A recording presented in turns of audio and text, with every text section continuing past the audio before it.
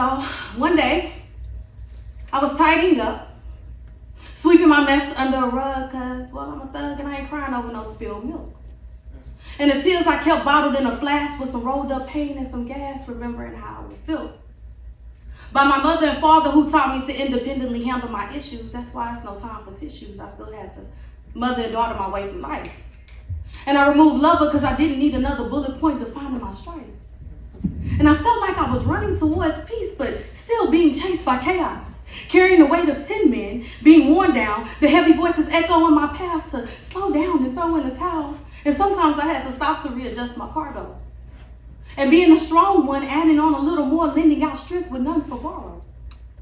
And I always battled with my conscience to ask, why do I give so much grace to those who know I'm going through, but won't provide space for me to heal, or the same courtesy too, that won't notice when my face is turning blue?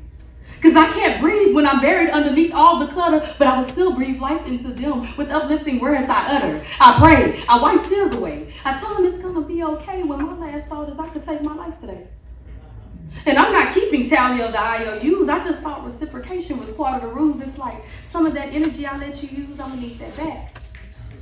And I always had respect for those who work with scraps because my plate was always full. I always moving the entrees to add the sides. I never had room for dessert. I just tied my woes down and adjusted my crown. No time for breaks. My peace was on high alert.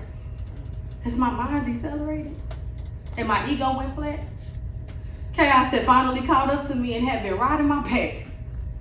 And I never wanted to return back to the feeling that displayed my sorrows, like the curtains were closing and there's no hope for tomorrow. But I looked it in its face and I could see self-doubt, low self-esteem, all the things that were preventing me from moving ahead. And chaos said, yes, there's no healing when I'm on your heels. And the only way to move past is to deal, so slow down. Because life is getting real, then on a real begin to spill where my life was headed. Now I've looked chaos in its eye before, and I usually catch my breath and hit the pavement some more, but I decided to grab hold of myself. And chaos let me know that even though I was hiding problems under the bed, I was creating additional mess, making it harder to clean up instead. And no matter the speed I tread, that mess will always reappear.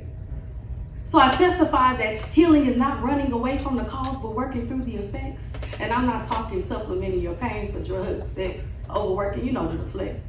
I mean brick by brick restoration with mental health checks. This is why I can no longer afford to self-neglect. It's just that my journey called for me to leave out negative aspects that put my peace to the test, and I let God handle the rest. 1 Corinthians says, don't be misled. Bad company corrupts good character, so don't be surprised in your so-called book of support that you have to close many chapters. It's trying to air that balloon of mess, to include your anxiety, depression, and stress. It's time to release. The tears that are flooding the chambers of your soul, trust me, I know you can't fold. That's the story we've always been told. But this is priceless game that money can't buy.